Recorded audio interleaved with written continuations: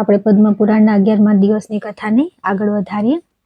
સ્નાન કરવાથી તે બ્રહ્માજીનો અનુચર થાય છે. જે મનુષ્ય આદિ તીર્થમાં સ્નાન કરીને એકાગ્રતા પૂર્વક થોડું પણ દાન કરે છે તે સ્વર્ગલોકને પ્રાપ્ત થાય છે. જે વિદ્વાન ત્યાં સ્નાન કરીને બ્રહ્માજીના ભક્તોને સોનું અને ખીચડી દાન કરે છે તે સ્વર્ગલોકમાં સુખી અને આનંદિત થાય છે. જ્યાં પ્રાચી સરસ્વતી વિદ્યમાન છે ત્યાં મનુષ્ય બીજા સાધનને શોધવાની ક્યાં જરૂર છે. પ્રાચી સરસ્વતીમાં સ્નાન કરવાથી જે ફળની પ્રાપ્તિ થાય છે તેના માટે જ તો જપ તપ વગેરે સાધન કરવામાં આવે છે. જે ભગવતી પ્રાચી સરસ્વતીનું પવિત્ર જળ પીએ છે તેમને મનુષ્ય નહીં દેવતા સમજવા જોઈએ, આવું માર્કંડેય મુનિનું કહેવું છે. ભોજન પછી અથવા ભોજન પહેલા દિવસે અથવા રાત્રે પણ સ્નાન કરી શકાય છે. તે તીર્થમાં બીજા તીર્થોની અપેક્ષા પ્રાચીન અને શ્રેષ્ઠ માનવામાં આવ્યું છે. ત્યાર પછી આવે છે માર્કંડેયજીના દીર્ઘાયુ થવાની કથા અને શ્રી રામચંદ્રજીએ લક્ષ્મણ અને સીતાની સાથે પુષ્કરમાં જઈને પિતાનું શ્રાદ્ધ કરવું તથા અજગંધની શિવની સ્તુતિ કરીને પાછા આવો. ભીષ્મજીએ પૂછ્યું કે હે મુનિ, માર્કંડેયજી ત્યાં ભગવાન શ્રી રામચંદ્રજીને કઈ રીતે ઉપદેશ આપ્યો હતો તથા કયા સમય અને કઈ રીતે તેમનો સમાગમ થયો? માર્કંડેયજી કોના પુત્ર છે અને તેઓ કઈ રીતે મહાન તપસ્વી થયા તથા તેમના આ નામનું રહસ્ય શું છે? હે મહામુનિ, આ બધી વાતોનું યથાર્થ રીતે વર્ણન કરો. પુલસ્ત્યજીએ કહ્યું કે રાજન, હું તમને માર્કંડેયજીના જન્મની ઉત્તમ કથા સંભળાવું છું. પ્રાચીન કલ્પની વાત છે. મૃકુંડ નામે એક વિખ્યાત મુનિ હતા જે મહર્ષિ ભૃગુના પુત્ર હતા. તે મહાભાગ મુનિ પોતાની પત્ની સાથે વનમાં રહીને તપસ્યા કરતા હતા. વનમાં રહેતા હતા ત્યારે તેમને ત્યાં એક પુત્રનો જન્મ થયો. ધીરે ધીરે તે 5 વર્ષનો થયો. તે બાળક હોવા છતાં ગુણોમાં બહુ આગળ હતો. એક દિવસ જ્યારે તે બાળક આંગણામાં રમતો હતો, કોઈ સિદ્ધ જ્ઞાનીએ તેની સામે જોયું અને ઘણીવાર સુધી રોકાઈને તેના જીવન વિશે વિચાર કર્યો. બાળકના પિતાએ પૂછ્યું કે મારા બાળકનું આયુષ્ય કેટલું છે? સિદ્ધ બોલ્યા કે મુનીશ્વર વિધાતાએ તમારા પુત્રનું જે આયુષ્ય નક્કી કર્યું છે તેમાં હવે માત્ર 6 મહિના બાકી છે.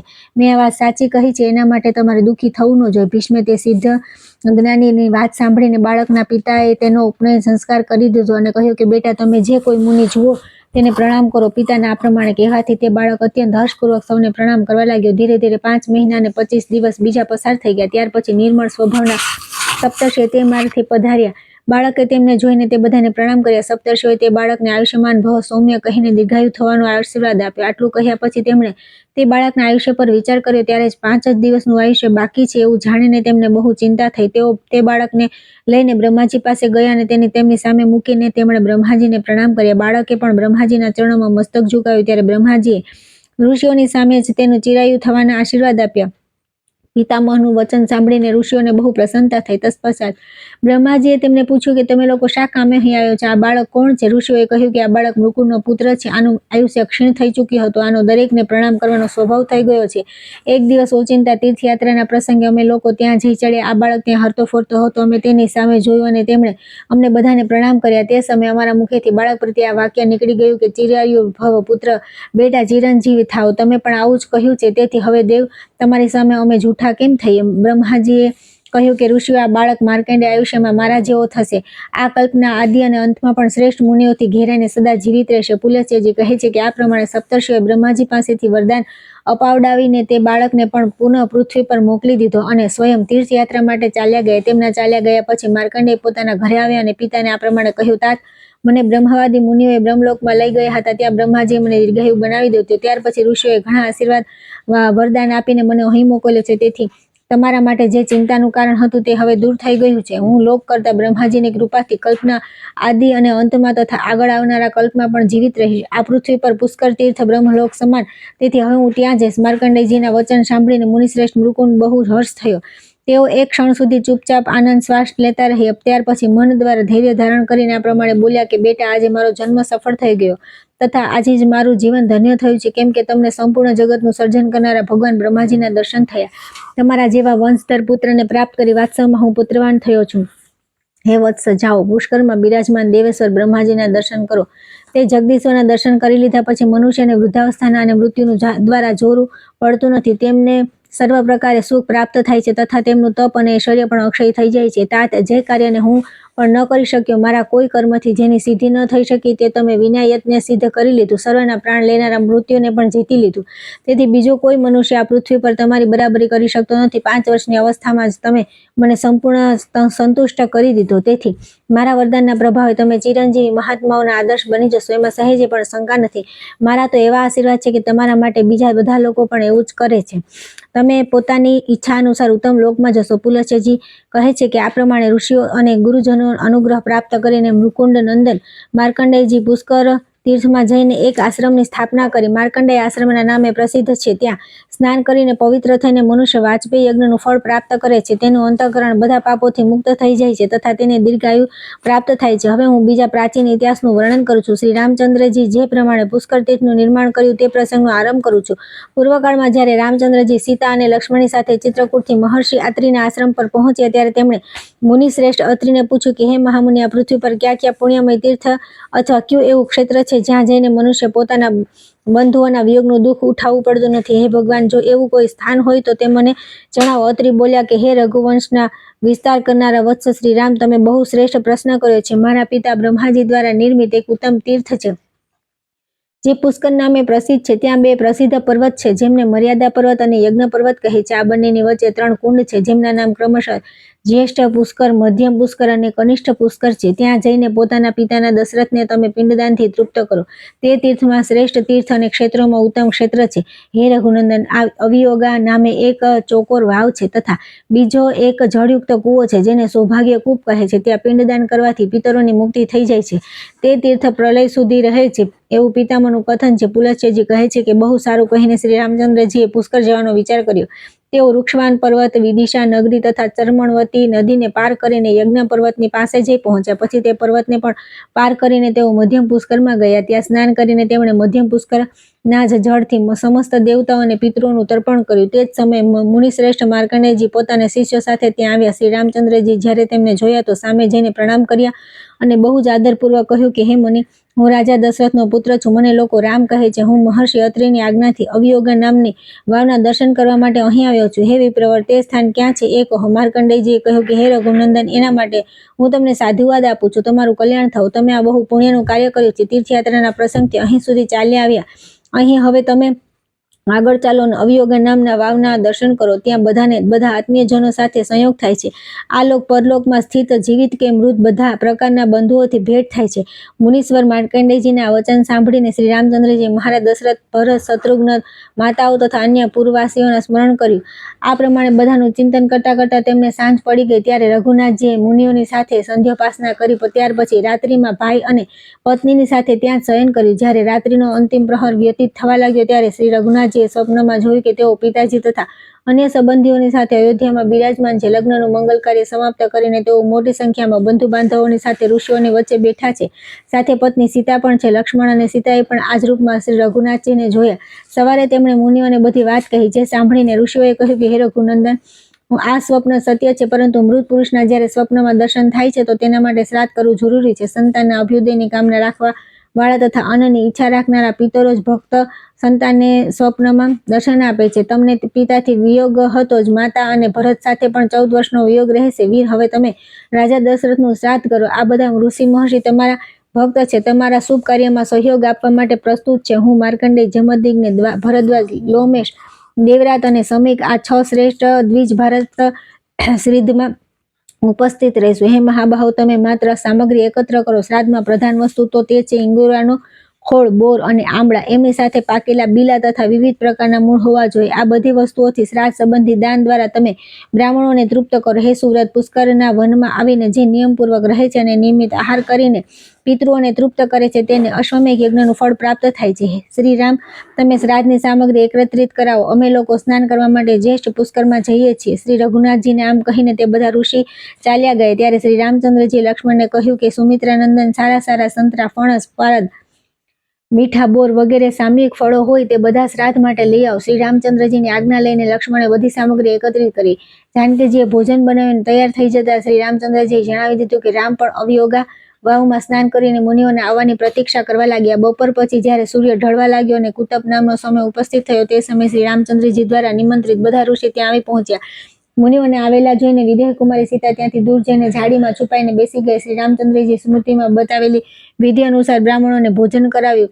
મનુષ્યના શ્રાદ્ધ માટે જે વૈદિક ક્રિયા બતાવવામાં આવી છે તે બધી સંપન્ન કરી પછી વિશ્વદેવ કરીને પૂર્ણાક્ત વિધિનું પાલન કર્યું. બ્રાહ્મણોએ ભોજન કરી લીધા પછી ક્રમશઃ પિંડ આપ્યા. પછી બ્રાહ્મણોને વિદાય કર્યા. તેમના ચાલ્યા ગયા પછી શ્રી રામચંદ્રજી સીતાજીને કહ્યું કે પ્રિય, અહીં આવેલા મુનિઓને જોઈને તમે કેમ છુપાઈ ગયા? એનું કારણ મને તરત જણાવો. સીતા બોલ્યા કે નાથ, મેં જે આશ્ચર્ય જોયું તે સાંભળો. તમારા દ્વારા નામોચ્ચારણ થતાં સ્વર્ગીય મહારાજ અહીં આવીને ઉપસ્થિત થઈ ગયા. તેમની સાથે તેમના જેવા રૂપાળા 2 પુરુષ બીજા આવ્યા હતા. તેમણે બધા પ્રકારના આભૂષણો ધારણ કર્યા હતા. તે ત્રણેયના બ્રાહ્મણોના શરીર સાથે જોડાયેલા હતા. રઘુનંદન, બ્રાહ્મણોના અંગોમાં મને પિતૃઓના દર્શન થયા. તેમને જોઈને હું લજ્જાના કારણે છુપાઈ ગઈ. તેથી તમે એકલાએ જ બ્રાહ્મણોને ભોજન કરાવ્યું અને વિધિપૂર્વક શ્રાદ્ધની ક્રિયા પણ સંપન્ન કરી. ભલા હું સ્વર્ગીય મહારાજની સામે કઈ રીતે ઊભી રહેત? આ તમને મેં સાચી વાત કહી છે. પુલત્યજી કહે છે કે આ સાંભળીને રઘુનાથજી બહુ પ્રસન્ન થઈ અને પ્રિય વચન બોલનારા પ્રિયતમા સીતાને બહુ આદર સાથે હૃદય લગાડી દીધા. ત્યાર પછી શ્રી રામ અને લક્ષ્મણ બંને ભોજન કર્યું. ત્યાર પછી જાનકીજીએ પણ ભોજન કર્યું. આ પ્રમાણે બંને ભાઈ શ્રી રામ અને લક્ષ્મણ તથા સીતાએ તે રાત્રિ ત્યાં જ વ્યતીત કરી. બીજા દિવસે સૂર્યોદય થતા બધાએ જવાનો નિશ્ચય કર્યો. રામચંદ્રજી પશ્ચિમ તરફ ચાલ્યા અને 1 કોસ ચાલીને જ્યેષ્ઠ પુષ્કરની પાસે જઈને શ્રી રઘુનાથજી જેવા પુષ્કર પૂર્વમાં ઊભા રહ્યા. તે જ સમયે તેમને દેવદૂતના કહેલા વચન સંભળાય. રઘુનંદન, તમારું કલ્યાણ થાવ. આ તીર્થ અતિ દુર્લભ છે. હે વીરવર, આ સ્થાન પર થોડા સમય સુધી નિવાસ કરો, કેમ કે તમારે દેવતાઓનું કાર્ય સિદ્ધ કરવાનું, દેવશત્રુઓનો વધ કરવાનો છે. આ સાંભળીને શ્રી રામચંદ્રજીના મનમાં બહુ પ્રસન્નતા થઈ. તેમણે લક્ષ્મણને કહ્યું કે સુમિત્રાનંદન, દેવાધિદેવ બ્રહ્માજીએ આપણા પર અનુગ્રહ કર્યો છે. તેથી હું અહીં આશ્રમ બનાવીને 1 માસ સુધી રહીને તથા શરીરની શુદ્ધિ કરનાર ઉત્તમ વ્રતનું આચરણ કરવા ઈચ્છું છું. લક્ષ્મણે બહુ સારું કહીને તેમની આ વાતનું અનુમોદન કર્યું. ત્યાર પછી ત્યાં પોતાનું વ્રત પૂર્ણ કરીને તે બંને ભાઈ ચાલ્યા અને પુષ્કર ક્ષેત્રની સીમા મર્યાદા પર્વતની સામે જઈ પહોંચ્યા. ત્યાં દેવતાઓના સ્વામી પિનાકધારી દેવદેવ મહાદેવજીનું સ્થાન હતું. તેઓ ત્યાં અજગંધા નામના પ્રસિદ્ધ હતા. શ્રી રામચંદ્રજીએ ત્યાં જઈને ત્રિનેત્રધારી ભગવાન ઉમાનાથને સાષ્ટાંગ પ્રણામ કર્યા. તેમના દર્શનથી રઘુનાથજીને રોમાંચ થઈ આવ્યો. તેઓ સાત્વિક ભાવમાં સ્થિત થઈ ગયા. તેમણે દેવેશ્વર ભગવાન શ્રીજીને જગતનું કારણ સમજ્યા અને વિનમ્ર ભાવે સ્થિત થઈને તેમની સ્તુતિ કરવા લાગ્યા. શ્રી રામચંદ્રજી બોલ્યા કે જે ચરાચર પ્રાણીઓ સહિત આ સંપૂર્ણ જગતને ઉત્પન્ન કરવાવાળા છે, ઉત્પન્ન થયેલા જગતના સુખ દુઃખમાં એકમાત્ર કારણ છે તથા અંતકાળમાં જે પુનઃ વિશ્વના સંહારમાં પણ કારણ બને છે, તે શરણદાતા ભગવાન શંકરને હું શરણ લઉં છું. જેમના હૃદયથી મોહ, તમોગુણ અને રજોગુણ દૂર થઈ ગયા છે, ભક્તિના પ્રભાવથી જેમનું ચિત્ત ભગવાનના ધ્યાનમાં લીન થઈ રહ્યું છે, જેમની સંપૂર્ણ કામનાઓ નિવૃત્ત થઈ ચૂકી છે અને જેમની બુદ્ધિ સ્થિર થઈ ગઈ છે, એવા યોગી પુરુષ અનંત દિવ્ય ભાવે સંપન્ન જે ભગવાન શિવનું નિરંતર ધ્યાન ધરે છે, તે શરણદાતા ભગવાન શંકરનું હું શરણ લઉં છું. જે સુંદર કિરણોથી યુક્ત નિર્મળ ચંદ્રમાની કળાને જટામાં બાંધીને પોતાની પ્રિયતમા ગંગાજીને મસ્તકમાં ધારણ કરે છે, તેમને ગિરિરાજ કુમારી ઉમાને પોતાનું અડધું શરીર આપી દીધું છે, તે શરણદાતા ભગવાન શંકરને હું શરણ લઉં છું. આકાશમાંથી ઉતરતા શ્રી ગંગાજીને જે સ્વચ્છ, સુંદર અને ચંચળ જળરાશિથી યુક્ત તથા ઊંચી ઊંચી લહેરોથી ઉછળતા હોવાના કારણે ભયંકર દેખાતા હતા, જેમણે ડોલી રહેલા ફૂલોથી સુશોભિત માળાની જેમ ઓચિંતા પોતાના મસ્તક પર ધારણ કરી લીધા છે, તે શરણદાતા ભગવાન શંકરનું હું શરણ લઉં છું. કૈલાસ પર્વતના શિખર જેવા ઊંચા શરીરના 10 મુખ રાવણ દ્વારા હલાવવામાં આવી રહેલા કૈલાસગીરીના શિખરને જેમણે પોતાના ચરણ કમળોથી સહેજમાં સ્થિર કરી દીધું છે, તે શરણદાતા ભગવાન શંકરનું હું શરણ લઉં છું. જેમણે અનેકવાર દૈત્યોને યુદ્ધમાં પરાસ્ત કર્યા છે અને વિદ્યાધરો, નાગો તથા ફળમૂળનો આહાર કરવાવાળા બધા મુનિઓને ઉત્તમ વરદાન આપ્યા છે, તે શરણદાતા ભગવાન શંકરનું હું શરણ લઉં છું. જેમણે દક્ષનો યજ્ઞ ભસ્મ કરીને ભગદેવતાની આંખો ફોડી નાખી અને પૂષાના દાંત પાડી નાખ્યા તથા વજ્ર સહિત દેવરાજ ઇન્દ્રના હાથને પણ સ્તંભિત કરી દીધો, જળવત નિશ્ચેટ કરી દીધો, તે શરણદાતા ભગવાન શંકરનું હું શરણ લઉં છું. જે પાપ કર્મમાં નિરત અને વિષયાસક્ત છે, જેમનામાં ઉત્તમ જ્ઞાન અને ઉત્તમ કુળ, ઉત્તમ શાસ્ત્ર અને જ્ઞાન અને ઉત્તમ ગુણોનો પણ અભાવ છે, તેવા પુરુષો પણ જેમના શરણમાં જવાથી સુખી થઈ જાય છે, તે શરણદાતા ભગવાન શંકરનું હું શરણ લઉં છું. જેઓ તેજમાં કરોડો ચંદ્રઓ અને સૂર્યો જેવા છે, જેમણે મોટા મોટા દેવતાઓ તથા દાનવોના પણ દિલને ધ્રુજાવી દેનારા કાલકૂટ નામના ભયંકર વિષનું પાન કરી લીધું છે, તે પ્રચંડ વેગશાળી શરણદાતા ભગવાન શંકરનું હું શરણ લઉં છું. જે ભગવાન મહેશ્વર, કાર્તિકેય સહિત બ્રહ્મા, ઇન્દ્ર, રુદ્ર તથા મરુત ગણોને અનેકવાર વરદાન આપ્યા છે તથા નંદીનો મૃત્યુના મુખમાંથી ઉદ્ધાર કર્યો, તે શરણદાતા ભગવાન શંકરનું હું શરણ લઉં છું.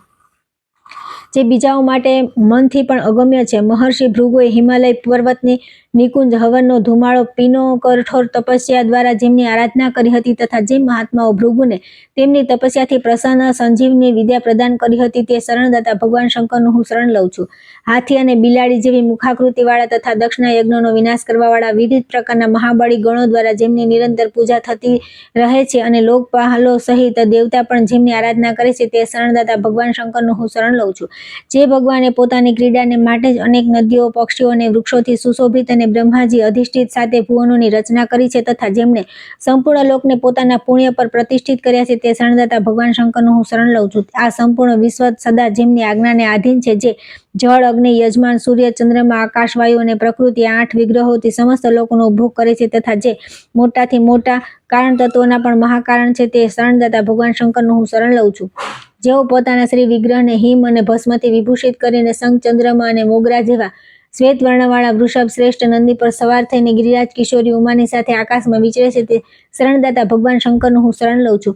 યમરાજની આજ્ઞામાં પાલનમાં લાગ્યા રહેવા છતાં પણ જેમને તે ભયંકર યમદૂત પકડીને લઈ જઈ રહ્યા હતા, જે ભક્તિથી વિનમ્ર થઈને સ્તુતિ કરી રહ્યા હતા, તે શાંત મુનિની જેમ બળપૂર્વક યમદૂતોથી રક્ષા કરી તે શરણદાતા ભગવાન શંકરનું હું શરણ લઉં છું. જેમણે સમસ્ત દેવતાઓની સામે જ ભગવાન શ્રી બ્રહ્માજીને તે પાંચમા મસ્તકને જે નવીન કમળ જેવું શોભાયમાન હતું પોતાના ડાબા હાથના નખથી બળપૂર્વક કાપી નાખ્યું હતું, તે શરણદાતા ભગવાન શંકરનું હું શરણ લઉં છું. જે વરદાયક ભગવાનના ચરણોમાં ભક્તિપૂર્વક પ્રણામ કરીને તથા આળસ રહિત નિર્મળ વાણી દ્વારા જેમની સ્તુતિ કરી સૂર્યદેવ પોતાના પ્રખર કિરણોથી જગતનો અંધકાર દૂર કરે છે, તે શરણદાતા ભગવાન શ્રી શંકરનું શરણ લઉં છું. દેવશ્રેષ્ઠ જેઓ મલિન હૃદયના મૂઢ પુરુષ ઐશ્વર્ય, માન, પ્રતિષ્ઠા તથા વૈદ્ય વિદ્યાના અભિમાનના કારણે તેમને આ ચરાચર જગતના ગુરુ જાણતા નથી, તેઓ મૃત્યુ પછી નરકની યાતના ભોગવે છે. પુલચેજી કહે છે કે શ્રી રઘુનાથજી આ પ્રમાણે સ્તુતિ કર્યા પછી હાથમાં ત્રિશૂળ ધારણ કરનારા વૃષભધ્વજ ભગવાન શ્રી શંકરે સંતુષ્ટ થઈને હર્ષપૂર્વક કહ્યું કે રઘુનંદન, તમારું કલ્યાણ થાવ. હું તમારા પર બહુ સંતુષ્ટ છું. તમે વિમળ વંશમાં અવતાર લીધો છે, તમે જગતના વંદનીય છો. માનવ શરીરમાં પ્રગટ થવા છતાં પણ વાસ્તવમાં તમે દેવ સ્વરૂપ છો. તમારા જેવા રક્ષક દ્વારા સુરક્ષિત થઈને દેવતાઓ અનંતકાળ સુધી સુખી રહેશે, ચિરકાળ સુધી તેમની વૃદ્ધિ થતી રહેશે. 14મું વર્ષ સમાપ્ત થયા પછી તમે અયોધ્યા પાછા જશો. તે સમયે આ પૃથ્વી પર રહેનારા જે મનુષ્ય તમારા દર્શન કરશે તે બધા સુખી થશે તથા તેમને અક્ષય સ્વર્ગમાં સ્થાન મળશે. તેથી તમે દેવતાઓનું મહાન કાર્ય કરીને પૂર્ણ અયોધ્યાપુરીમાં પધારજો. આ સાંભળીને રઘુનાથજી શંકરજીને પ્રણામ કરીને તરત ત્યાંથી ચાલ્યા ગયા. ઇન્દ્ર મરગા નદી પાસે પહોંચીને તેમણે પોતાની જટા બાંધી પછી બધા લોકોને મહાનદી નર્મદાના તટ પર ગયા. ત્યાં શ્રી રામચંદ્રજીએ લક્ષ્મણ અને સીતા સહિત સ્નાન કર્યું તથા નર્મદાના જળથી બધા દેવતાઓ અને પોતાના પિતૃઓનું તર્પણ કર્યું. ત્યાર પછી તે બંને ભાઈઓએ એકાગ્ર મનથી ભગવાન સૂર્ય તથા અન્ય દેવતાઓને વારંવાર મસ્તક ઝુકાવ્યું. જેમ ભગવાન શંકર પાર્વતી અને કાર્તિકેય સાથે સ્નાન કરીને શોભાયમાન થયા છે, તે જ પ્રમાણે સીતા અને લક્ષ્મણની સાથે નર્મદામાં સ્નાન કરીને શ્રી રામચંદ્રજી પણ સુશોભિત થયા. ત્યાર પછી આવે છે બ્રહ્માજીના યજ્ઞના ઋત્વિજોનું વર્ણન. બધા દેવતાઓને બ્રહ્મા દ્વારા વરદાનની પ્રાપ્તિ, શ્રી વિષ્ણુ અને શ્રી સદાશિવ દ્વારા બ્રહ્માજીની સ્તુતિ તથા બ્રહ્માજી દ્વારા ભિન્ન ભિન્ન તીર્થોમાં પોતાના નામો અને પુષ્કરના મહિમાનું વર્ણન. ભીષ્મજીએ પૂછ્યું કે હે બ્રહ્મન, લોક વિધાતા ભગવાન બ્રહ્માજીએ કયા સમયે યજ્ઞ સંબંધી સામગ્રીઓ એકત્રિત કરી તેના દ્વારા યજ્ઞનો આરંભ કર્યો? તે યજ્ઞ જેવો અને જે પ્રકારે થયો તો તે બધું મને જણાવો. પુલચેજીએ કહ્યું કે હે રાજન, એ તો હું પહેલા જ કહી ચૂક્યો છું કે જ્યારે સ્વયંભૂ મનુ ભૂલોકના સિંહાસન પર પ્રતિષ્ઠિત થયા તે સમયે બ્રહ્માજીએ સમસ્ત પ્રજાપતિઓને ઉત્પન્ન કરીને કહ્યું કે તમે લોકો સૃષ્ટિની કરો, અને સ્વયં તેઓ પુષ્કરમાં જઈને યજ્ઞ સામગ્રી એકત્રિત કરીને અગ્નિશાળામાં સ્થિત થઈને યજ્ઞ કરવા લાગ્યા. બ્રહ્માજી સમસ્ત દેવતાઓ, ગંધર્વો તથા અપ્સરાઓને પણ ત્યાં લઈ ગયા. બ્રહ્મા, ઉદ્ગાતા, હોતા અને અર્ધ્યુ આ ચાર મુખ્ય રૂપે યજ્ઞના નિર્વાહક હતા. એમનામાંથી દરેક સાથે બીજી પણ 3 વ્યક્તિઓ પરિવાર રૂપમાં રહે છે, જેમની એ પોતે જ નિમણૂક કરે છે. બ્રહ્મા, બ્રહ્માચ્છન્સી, પોતા તથા અગ્નિન્દ્ર આ 4 વ્યક્તિઓનો એક સમુદાય હોય છે. આ બધાનો બ્રહ્માનો પરિવાર કહે છે. આ ચારેય વ્યક્તિ તર્કશાસ્ત્ર, વેદ વિદ્યામાં પ્રવીણ હોય છે. ઉદ્ગાતા, પ્રદ્યુત્ગાતા, પ્રતિહર્તા અને સુબ્રહ્મણ્ય આ 4 વ્યક્તિઓનો બીજો સમુદાય ઉદ્ગાતાનો પરિવાર કહેવાય છે. મૈત્રા, વરુણી, આવાછક, ગ્રવાસ્તુત આ 4 વ્યક્તિઓનો ત્રીજો સમુદાય હતાનો પરિવાર હોય છે. અર્ધ્યરુ, પ્રસ્થા, નેષ્ઠા અને ઉન્નેતા આ ચારોનો ચોથો સમુદાય અર્ધ્યોનો પરિવાર માનવામાં આવે છે. શતાનંદનું વેદના મુખ્ય વિદ્વાનોએ આ 16 ઋત્વિજો બતાવ્યા છે. સ્વયંભૂ બ્રહ્માજીએ 366 યજ્ઞોની રચના કરી છે. આ બધામાં એટલા જ બ્રાહ્મણ ઋત્વિજ કહ્યા છે. કોઈ ઉપર બતાવેલા ઋત્વિજો સિવાય એક સદસ્ય અને 10 ચામસાર્ધ્યુનો નિર્વાચન ઈચ્છે છે. બ્રહ્માજીના યજ્ઞમાં દેવર્ષિ નારદને બ્રહ્મા બનાવવામાં આવ્યા છે. ગૌતમ બ્રાહ્મણાચ્છન્સી થયા. દેવરાતને પોતાના અને દેવલને અંગ્રિધના પદ પર પ્રતિષ્ઠિત કરવામાં આવ્યા. અંગિરાને ઉદ્ગાતા રૂપે વર્ણિત થઈ. પુલહ પ્રસ્થોતા બનવાયા. નારાયણ ઋષિ પ્રતિહર થયા અને અત્રિ સુબ્રહ્મણ્ય કહેવાયા. તે યજ્ઞના ભૃગુ, હોતા, વશિષ્ઠ, મૈત્રવર્ણી, ક્રતુ, આચ્છાવક તથા ચ્યવન ગ્રવાસ્તુત બન્યા. હું અર્ધ્યો હતો અને શિબી પ્રતિષ્ઠાતા બૃહસ્પતિ નેષ્ટા સંસ્થાપાયન ઉનેતા અને પોતાના પુત્ર પૌત્રોની સાથે ધર્મ સદસ્ય હતા. ભરદ્વાજ સમીક પૃથૃષ્ય યુગંધર અણિક તાંડિક કોણ કુતબ ગાર્ગ્ય અને વેદશિરા આ 10 ચામર્થાવર્ધ્યુ બનાવાયા. કર્ણવ વગેરે અન્ય મહર્ષિ તથા માર્કંડે અને અગસ્ત્ય મુનિ પોતાના પુત્ર પૌત્ર શિષ્ય તથા બાંધવોની સાથે ઉપસ્થિત થઈને રાત દિવસ આળસ છોડીને તે યજ્ઞમાં આવશ્યક કાર્ય કરતા હતા. મન્વંતર વ્યતીત થયા પછી તે યજ્ઞનું અવભૃત થયું. તે સમયે બ્રહ્માને પૂર્વ દિશા, હોતાને દક્ષિણ દિશા, અર્ધ્યુને પશ્ચિમ દિશા અને ઉદ્ગાતાને ઉત્તર દિશા દક્ષિણ રૂપે આપવામાં આવી. બ્રહ્માજીએ સંપૂર્ણ ત્રિલોક ઋત્વિજોને દક્ષિણા રૂપે આપી દીધું. બુદ્ધિમાન પુરુષો યજ્ઞની સિદ્ધિ માટે 100 દૂધ આપતી ગાયો દાનમાં આપવી જોઈએ. તેમનામાંથી યજ્ઞનો નિર્વાહ કરનારા પ્રથમ સમુદાયના ઋત્વિજોને 48, બીજા સમુદાયોને 24, ત્રીજા સમુદાયને 16 અને ચોથા સમુદાયને 12 ગાયો આપવી ઉચિત છે.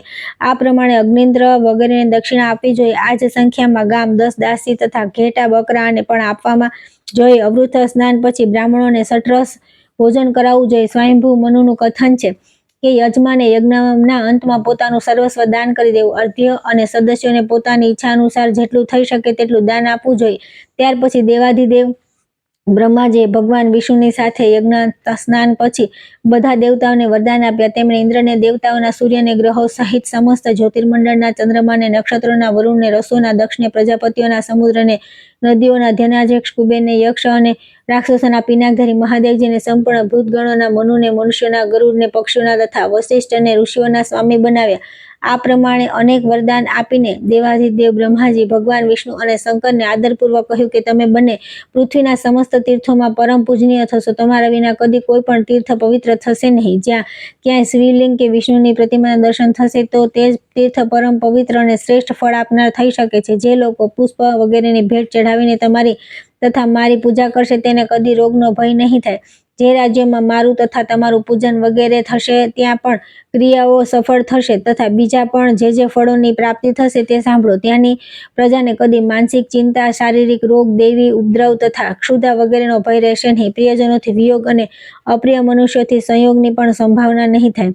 આ સાંભળીને ભગવાન શ્રી વિષ્ણુ બ્રહ્માજીની સ્તુતિ કરવા તૈયાર થયા. શ્રી વિષ્ણુ બોલ્યા કે જેમનો કદી અંત થતો નથી, જેઓ વિશુદ્ધ ચિત્ત અને આત્મ સ્વરૂપ છે, તેમની 1000 ભુજાઓ છે, જેઓ સહસ્ત્ર કિરણવાળા સૂર્યની પણ ઉત્પત્તિના કારણ છે, જેમનું શરીર અને કર્મ બંને અત્યંત વિશુદ્ધ છે, તે સૃષ્ટિ કરતા બ્રહ્માજીને નમસ્કાર છે. જેમ સમસ્ત વિશ્વની પીડા હરનારા કલ્યાણકારી સહસ્ત્ર સૂર્ય અને અગ્નિ સમાન પ્રચંડ તેજસ્વી સંપૂર્ણ વિદ્યાઓના આશ્રય ચક્રધારી તથા સઘળી જ્ઞાનેન્દ્રિયોને વ્યાપ્ત કરીને સ્થિત છે તે પરમેશ્વરને સદા નમસ્કાર છે. હે પ્રભુ, તમે અનાદિ દેવ છો, પોતાના મહિમાથી કદી ચ્યુત થતા નથી. તમે અચ્યુત છો. તમે શંકર રૂપે શેષનાગનો મુકુટ રૂપ ધારણ કરો છો, તેથી શેષ શિખર કહો છો.